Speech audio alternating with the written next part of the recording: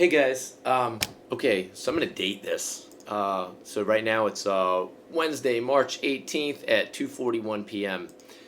Here's why I wanted to date this. It's kind of like in the past, things change literally moment by moment. This is actually gonna be one of the hardest videos that I've ever put together because it's gonna be trying to answer a lot of questions that nobody can answer, you know? So I'm gonna give you my take on where we, like us, are at and what we're going to be doing to be able to get through this. So first of all, just to answer some general questions, the stock market just I mean like what, a month ago, what was that? Let me see what that December. In December, the Dow was at 29,000 points, right? It just went down to 19,000, like literally I'm looking at it right now, it's like 19,119. That's a 33% drop. So the Dow lost 33% of its value. Back in the boom or the crash from 2007 to 2009, the market lost 50% of its value, right? Now here's the difference. Before then, we saw that was a 2-year span, 2 years that it lost 50% of its value. Everyone saw it coming, it was happening, and it was slow. I mean, it took 2 years to go down 50%. Ours happened in a matter of like a couple months. This thing with this event, the coronavirus, is what they call in the marketplace a black swan event, something that nobody can project. You know, whereas like if an airline claims bankruptcy and then the market tanks because of it and it affects other things, that's not a black swan because I mean, I guess it could be considered a black swan. But you saw it coming. A black swan is something that no one saw coming in the marketplace. World pandemic is definitely a black swan event. So what I'm getting at is we've lost 33% of the market on the Dow that I'm reading specifically, 33% in a very short time, and we're just at the beginning of this. You know, so do I think we're going to lose 50%? Hey, I don't have a crystal ball, but most likely we're going into all kinds of, you know, things being introduced from schools are closing for 2 weeks to now they're closed for the entirety of the school year, to a document that I'm going to link. This is very important. This is actually the New York Times actually linked the government's coronavirus preparedness plan. So if you want to just skim through, it's long. I didn't read the whole thing, but if you want to skim through it, go ahead and do that. That's the government's actual document telling you what the government actually thinks, how to prepare yourself. I'm talking from a business standpoint.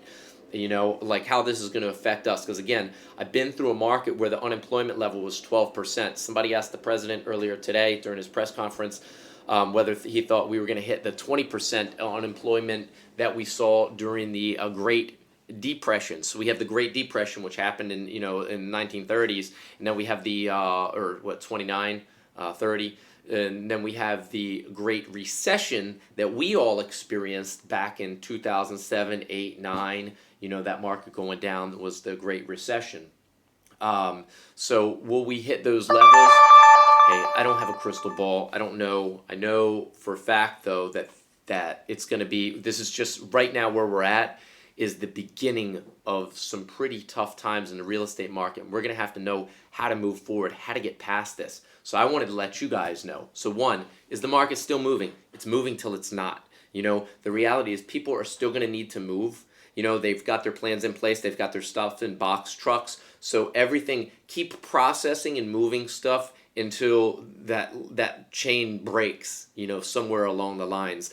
Back in 2008, we literally had a website. It was Implodometer, and it was a website you would go to, and when you were doing a deal and you got an offer come through, because if you remember, that's when the banks were failing. When you got an offer that came through to you, you would check to see the lender letter that you had, if that bank was one of the banks that was literally imploding. Like, oh, nope, that bank just imploded. Can't do the loan with this buyer. Got to go to get them to get financing somewhere else. So we had an Implodometer with real-time tracking to see if a bank was going under that we were doing a deal with, you know, and you would check it to see like, hey, these are the deals that I'm running.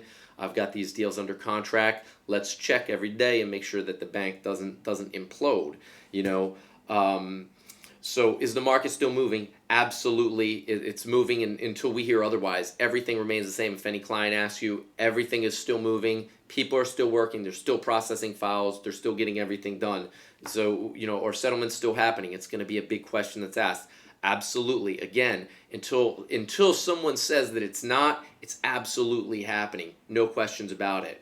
So, what's going to happen in the long term? 3 months, 6 months, 9 months, 12 months, 16 months, 18 months. The truth is that we're in an unprecedented time that nobody really knows the answers to. We've never seen a problem like this in the marketplace, and how consumer spending affects what everybody's done in the job markets or any of that stuff.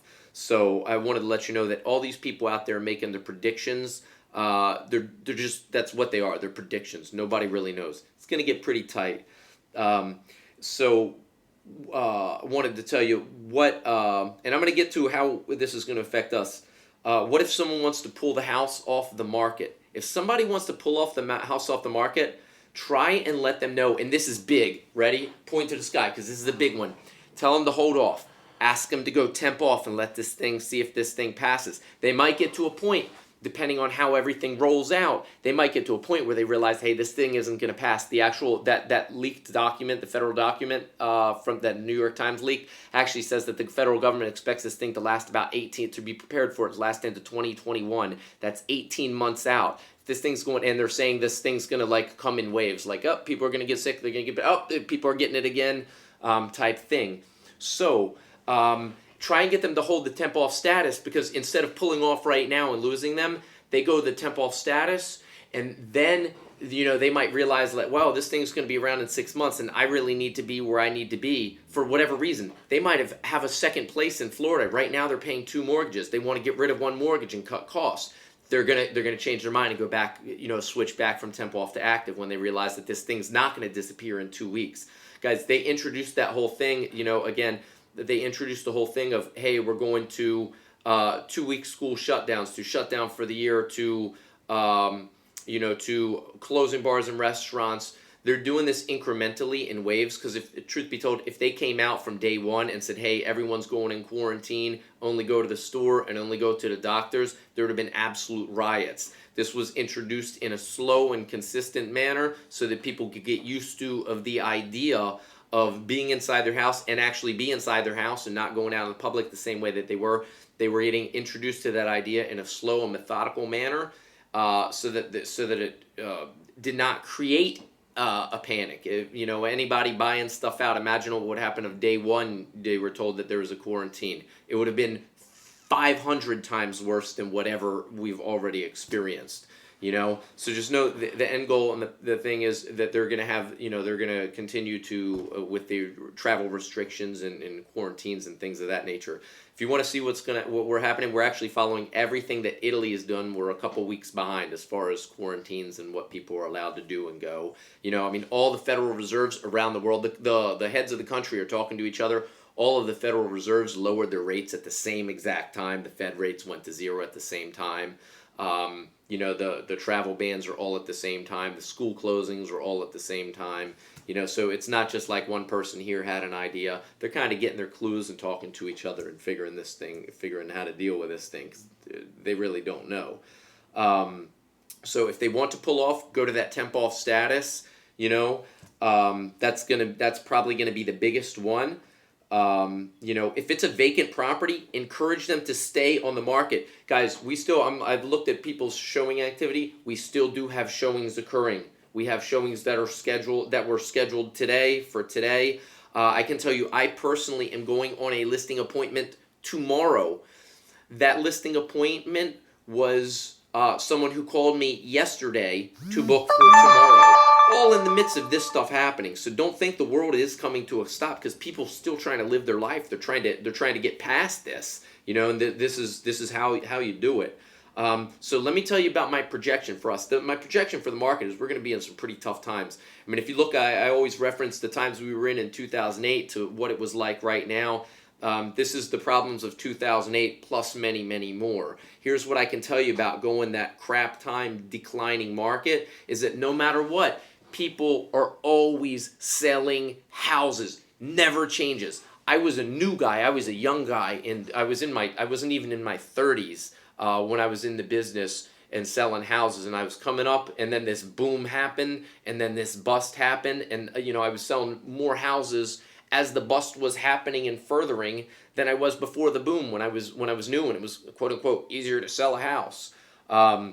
So what I'm getting at is people are still going to need to sell houses. We're going to end up getting back into short sales. We're going to be dealing a lot more with foreclosures. Mart and I, we've been through this. We will absolutely guide you through that and make you experts on the short sale process. That's going to be something that we're going to be looking at, who knows, 3 months, 6 months, a year from now. But it's going to come just like it did before.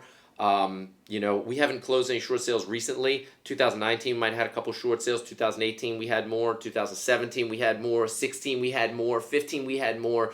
All the way going back to the bust. And there were times where I used to put market assessment reports together, and I used to put a specific report together showing the number of homes in the zip code that were standard sale, the number of homes in the zip code that were short sales, and the number of homes that were on the market that were foreclosures. So standard, short sales, and foreclosures. And I would have neighborhoods that were 30 and 40% short sale and foreclosures. And guess what? I was still listing houses on the market, still making closings happen. In fact, that there's does it affect the marketplace? Yes, houses are going to sell for lower prices. That's inevitable. Will we sell houses? Absolutely, that's inevitable. So how can we? So that's my projection for us. We're going to be able to sell houses because houses are always going to need to sell, whether they're selling for a price short of a full payoff, whether it's a foreclosure or a standard resale. Sold plenty of standard resales. Remember, I told you 30 to 40% of those houses were short sales or foreclosures. That means the other 60% of houses were standard resale. Maybe that number changes up. Maybe it's 50% short sales and foreclosures. Who knows? That's what I'm saying. I don't have that part of the projection, but I do know how to deal with price reductions. There was a guy I showed Martin a little while ago. There was a guy that I listed back in 2007. I had him reduced like $100,000. I mean, and I'll show you some of these property history reports. It used to be a different game, but right now people aren't used to price reductions because the market's good. Why am I going to reduce my price? This is the best market we've ever seen. Whereas, and sorry if I'm talking a little bit fast, you might be able to slow this down in YouTube. I'm kind of on a roll and I've got a lot of stuff to share, and I didn't want to make this any longer than I had to by talking slow. Let me get back on track. Long story short, we're going to be selling houses. The ratios are all going to change, but we're going to be selling houses. I have absolutely no question about that. Will there be a little bit of a lull in maybe people listing properties on the market or showing properties in this, who knows, in the next couple weeks, the next 30 days? Very possibly. Yes, I absolutely see that. I think to say that that's not going to be the case would be very short-sighted, because it's happening in every single other industry. We're just at the tip of the iceberg of this thing right now. So I gave you my projection for us. I believe that we're going to be able to sell houses. I think and I'll tell you what I've seen from my experience. A lot of brokerages, our expenses for what we do to generate business, our expenses are very low. I am absolutely prepared to weather this storm, no problem. I can still pump out appointments because I don't have the high budget like on Zillow. Like, I don't know if you guys know this, but like when I was dumping on Zillow, I was dumping like $1,500 a month, $1,700 a month at one time for a test for like 3 months. When I was dumping onto stuff just to test it out and see how it worked, there's people you can actually go. It's not private information like it used to be. It's public. You can see what other people are paying. And for a zip code, there are people paying $10,000 per month for Zillow leads. What happens is there's big beasts to feed, and there's a lot of money that's going into that. They all pull back during these times. I've never seen so many real estate offices closed as I had in 2007, 8, 9, 10, and 11. They were going under like there was no tomorrow. Agents get out of the business like crazy. Guys, I don't know about you. I'm not the smartest guy in the world, but like real estate is what I know. This is what I know to do. You just crunch down, you barrel through it, and we will be fine.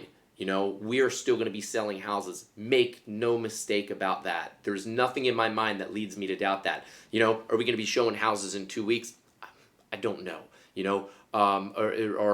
Supply lines going to get messed up with settlements because like stuff can't get recorded at a courthouse or something like that in like 30 days. I don't know. What am I telling my clients? Telling them what I do know. Everything is going to schedule. We're following the contract, and we're going to follow all the dates on the contract and go into settlement when we're supposed to go to settlement. That's how we're doing it. Until we hear otherwise, that's what we know, and that's what we report is what we know. So my projection for the marketplace. You ready for this? In 2007, we were at a peak in the stock market. Off the top of my head, it's like $13,000, $14,000. 14,000 points, right? That dropped down to like 6,000, something like that, right? So we had like a 50% drop. It wasn't until 2013, this is actually going off my head, it wasn't until 2013 where we got back to that 14,000 level in the stock market. So basically, if you pulled your money out in 2007 and waited till 2013 and put your money back in, you would have been exactly where you got out at. You know what I mean? So, some people wrote it and they wrote it down and they wrote it up. Some people kept purchasing. Some people pulled it out, bought it when it was down, wrote it up and got even more. It was a crazy, crazy time in the market. Here's what I can tell you. Last time the market peaked was 2007. It took till 2009 to hit the bottom, and then the recovery 10, 11, 12, 13, 14, 15, 16, it didn't actually go like that in the real estate. So everything in the real estate market actually happened after. The real estate's slow. So we're going to be slower to drop in our prices than the stock market. It doesn't happen overnight with us. We don't you don't go from a $300,000 house to a $200,000 house because the stock market dropped 30%. That doesn't happen with real estate overnight. Real estate happens a lot slower, and that's on the way down and the way up. Here's how our clients can benefit from that. When we're going to be talking, and we're going to push some videos with some scripts and dialogues because it's really important. Get in front of it. The market's going to go like this in a downward motion, right? So if your price is here and you reduce is here, this is what's selling. This is the price of what's selling, right? Maybe I should use something else. This is the market going down, and this is the prices.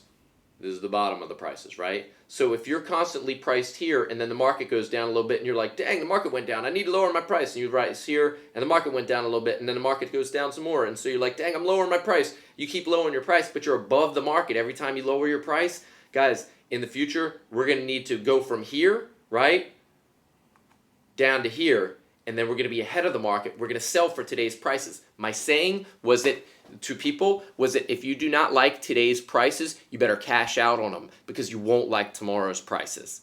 There are people right now in 2020 who bought new construction in 2009 when we were at the bottom of the market. They're still underwater right this very second.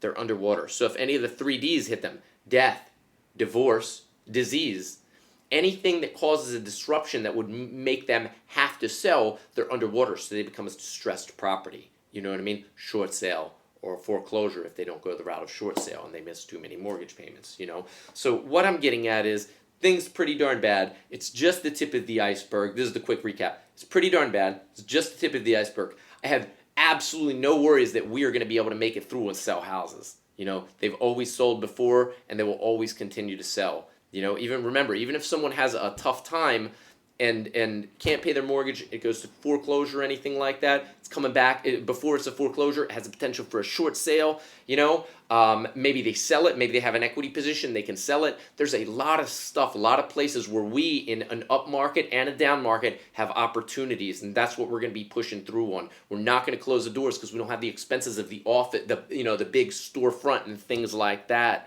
That caused a lot of these large teams and large offices to close down. They run really, really high expenses where their margins are a lot smaller. We're going to be good to go on that. So, what do you tell your clients? Don't pull off, go temp off.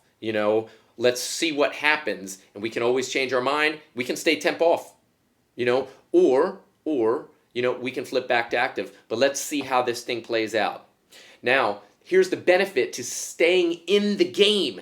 There's a lot of people, and I told you I talked to that lady yesterday and booked an appointment for tomorrow that I'm going to be going on. There's also a guy that I've been talking to for 3 months, remodeling an entire house, and he was going to be coming on. He was actually cleaning the house over the weekend, and I was supposed to call him Monday to find out when pictures were going to go. He tells me he wants to hold off until we find out what's going on. you know? So at the end of the day, here's the biggest benefits for our clients is to stay in the game so you can be there before the prices dip. Sell your house before you have to make the adjustment on your house. That is the benefit to our clients. And guys, you know, in an up market, you know, you can list a house and sometimes it just goes under contract. In a down market is where the true experience and an expertise from the agent and being able to have the conviction to get through to your clients on what they need to do really comes into place like never before, you know. And so we'll make sure that we rehearse and practice and know the dialogues and how to convey that conviction to someone else. And actually, and this is my opinion,